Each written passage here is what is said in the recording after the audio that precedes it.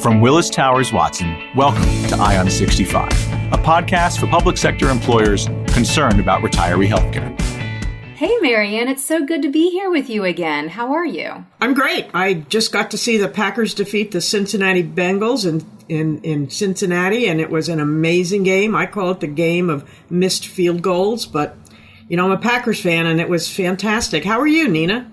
That sounds like so much fun. Oh, I'm just really enjoying the fall weather that we've been having and excited to be here. Great. So, Marianne, I was reading an article not too long ago that said the average couple is going to need roughly $300,000 to cover the cost of their health care in retirement. Can that number be true? Yeah, Nina, it is. And from my experience, I think retirees are really looking for some relief with these high costs. And they also want control over how to spend their health care dollars. And I also hear from retirees that they want some choice in the type of coverage that they opt for, and they really want some help in making those decisions. It is a big move. I can't tell you how many of my friends are turning 65 now, and guess who they call? Me. So I get it. It's complicated. You know, I've heard that from people in my own family who are retired too. So what model would be the best for them? How do I know if they're better off in a group Medicare plan or them having the option to pick their own individual Medicare plans? And perhaps most importantly, can you help me understand the differences between the two models, the group Medicare and individual Medicare plans? Sure, Nina. And that really is the question. So let's break it down in today's episode. You know, I've had the experience with both models.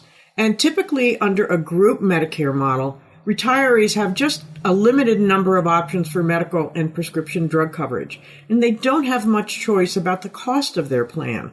Most group Medicare plans are what I call one size fits all. Also, they typically don't have a choice about how to use whatever subsidy the employer or retirement system or plan sponsor gives them. It typically just covers part of the premium and is not available for out-of-pocket medical or drug costs. And finally, I think this is so important for retirees. They don't have a choice of what kind of network is in their plan, nor do they have a choice of what drug formulary they have, which becomes so important as we get older. But it doesn't make sense to my family members when I tell them that these group Medicare plans with their large numbers of lives could be more expensive than just one individual plan. If I'm understanding you correctly, how would I better explain that to them? Well, Nina, that's what I always thought, just like your family members. I always thought the group would be the most efficient and most affordable model. But then I did the actual research, and I found that these individual Medicare plans all across the country are far cheaper and surprisingly more comprehensive than what we see in group Medicare Advantage plans. Think about this. If you have a benefit that you want to cover in a group Medicare plan, you're going to cover it for everybody, which means the cost of that gets spread across everybody.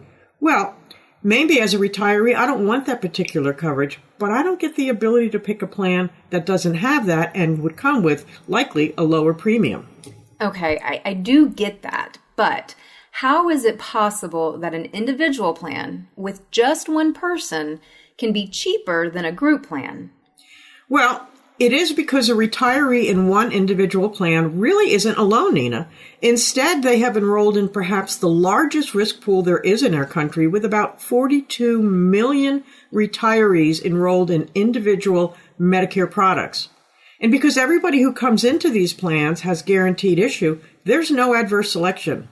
Also, I should point out that right now, every day, 10,000 baby boomers are aging into Medicare. That's bringing younger lives into the pool every single day. And the other thing that I would point out about why this model of individual Medicare products is cheaper than a group Medicare plan is on the drug side. So I know when you have a group plan, the pharmaceutical subsidies and the rebates and those kinds of things, really those savings go to the plan sponsor and not the retiree. And so this model becomes more expensive for the retiree. So help me understand, you're talking about rebates and discounts offered by large group drug plans? That's right. In the group model, rebate savings and discounted prices goes directly to the plan sponsor and may, but more often is not, shared with a retiree. whereas the retiree gets those savings at the point of sale in the individual marketplace with individual drug plans. Okay. So do you have an example of what that pricing looks like in a group Medicare plan versus in the individual Medicare plan? Sure. So back when I was running a group Medicare Advantage plan, our monthly premium was $370 a month, and it was going to go up the next year to $400. And as I look around the country, I see figures between $275 a month and $400 a month. I've even seen some in the $500 a month. These are group Medicare Advantage plans. Yet individual Medicare Advantage plans through a Medicare exchange or a marketplace on average in the United States cost only $33 a month. And there are plenty of $0 a month individual Medicare Advantage plans available in most regions across the nation. Okay, $0. Wait a second here. Those $0 premium plans, those can't be very comprehensive. My family members would tell me that it sounds way too good to be true. Yeah, that's what I thought too. And so let's take a look at a typical one. I've been doing research on these, and this is typically what I find. So first of all, these plans have no medical deductible. And I was just talking to a plan sponsor the other day, and he told me their Medicare group plan has a $500 medical deductible. So that doesn't exist in these $0 plan premiums. Typically, a visit to the office for a doctor, a primary care physician, has no cost associated to the retiree. And typically, these plans don't have coinsurance where you pay a percentage of whatever procedure you have. I've seen copays for emergency room of around $90, urgent care $40, and if you go to a specialist, $30. But again, remember, no copay if you go to your primary care doctor or for a telehealth visit. These plans also come often with free gym membership, and some of them have extra dollars for coverage of over-the-counter drugs. A number of them provide free diabetic supplies and services. Now, there is a part of the plan that can become expensive, and that's if you become hospitalized, but it's not a lot. I see a daily hospital deductible for the first 1 to 6 days in these plans, generally around $250. But keep in mind, Nina, you have not paid a penny for your premium, so your costs are going to come if you're hospitalized. But in general, these plans are very comprehensive, very low premium, and great coverage.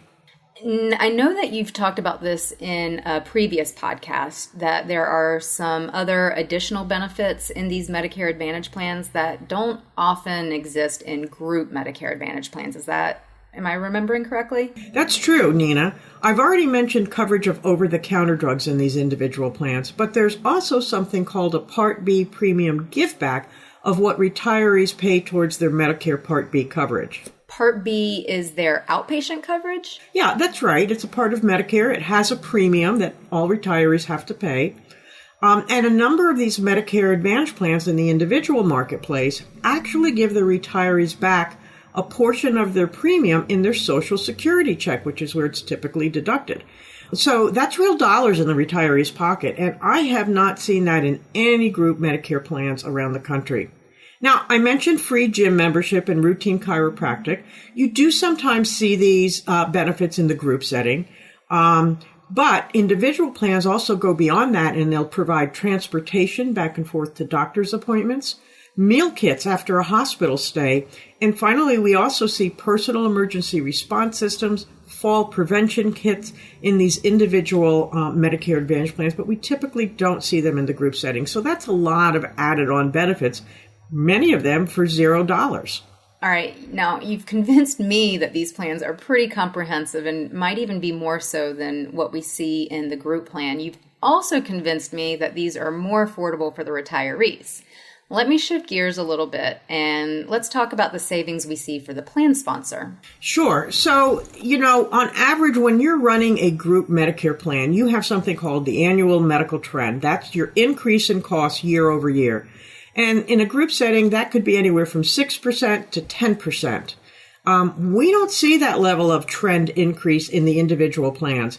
I've seen $0 premium increases. I've seen 2 to 3% premium increases.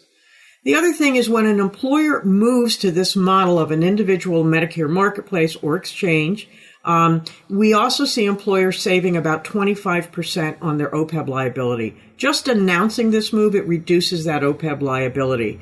And at the same time, their overall retiree healthcare costs that they spend every year go down anywhere from 10% to even 40%. So the savings for this individual Medicare marketplace model are quite significant for the retiree and the plan sponsor. Got it. So we've talked about individual Medicare Advantage plans. What about those individual Medigap plans? Are the Medigap plans affordable? Yeah. So, Nina, what you need to know is these plans are structured differently. So in these plans, the model is you pay a higher premium, but you have very little out-of-pocket costs at the point of service. So let's look at a Medigap Plan G.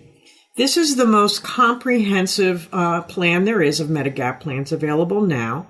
And it has an annual medical deductible of $200, a little bit more, for your outpatient expenses. Okay, not hospital, just outpatient. After you pay that, then all of your medical expenses are covered at 100%. So it's really rich coverage. And there's a variety of other types of Medigap plans. They might have a lower premium and have some cost sharing at the point of service, like a doctor copay or so forth. But these are very comprehensive plans. They don't have networks, so you have a great choice of whichever doctor you want to go to.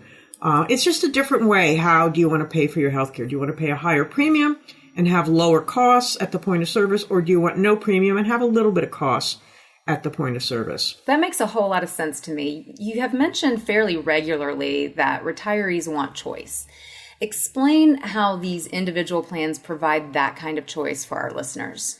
Well, Nina, every retiree has different needs for healthcare coverage. Some retirees take very few drugs, and they don't need a comprehensive drug plan. There are others who see a lot of different specialists and doctors, and they want to make sure all those doctors and specialists are in their network. So picking a plan that doesn't have network restrictions will be important to them. And the other thing that's really important is as we age, our healthcare needs change. I know that's certainly been true for me as I approach 65. So the kind of comprehensive coverage that I might want in my older years of life, I may not need in my first years of retirement. And the nice thing is, if you have a Medicare individual plan, every year you get an annual Medicare open enrollment, and you could pick a different plan if you want. Certainly on the drug side, that's important, as our drug utilization changes from year to year, and sometimes these drug formularies can change. So being able to pick a plan that's best for you and checking to see if that plan is still a good one for you each year is a really important function performed by any Medicare marketplace partner you might want to partner with. Okay, now I've heard the terms Medicare Marketplace and Medicare Exchange used. What is the difference between the two? So, Nina, I use both terms. They're interchangeable. They mean the same thing. It's just a place where you can work with a vendor who helps you enroll in all the different plans that are out there. Okay, great. Now, Marianne, you've also mentioned drug coverage. Can you talk more about how these individual drug plans work in individual Medicare marketplaces? I sure can, Nina, but that's the subject of our next podcast, how to make drug coverage affordable for retirees in the individual Medicare marketplace. Oh, perfect. I can't wait. I hope our listeners will tune in to the next episode. Well, until then, thanks for listening. Hey, thanks for joining us, everyone. I'm Marianne Stager, and I am still on my mission to save retiree healthcare. Have a great day. Thank you for listening to Ion 65 by Willis Towers Watson, a leading global advisory, broking, and solutions company serving thousands of employers worldwide. For more information on Willis Towers Watson solutions to manage employee risk, optimize benefits, cultivate talent, and expand the power of capital, visit us at willistowerswatson.com. You can find more episodes of Ion 65 on iTunes. Share with your colleagues with hashtag Ion65. That's EYEON 65. Join us next time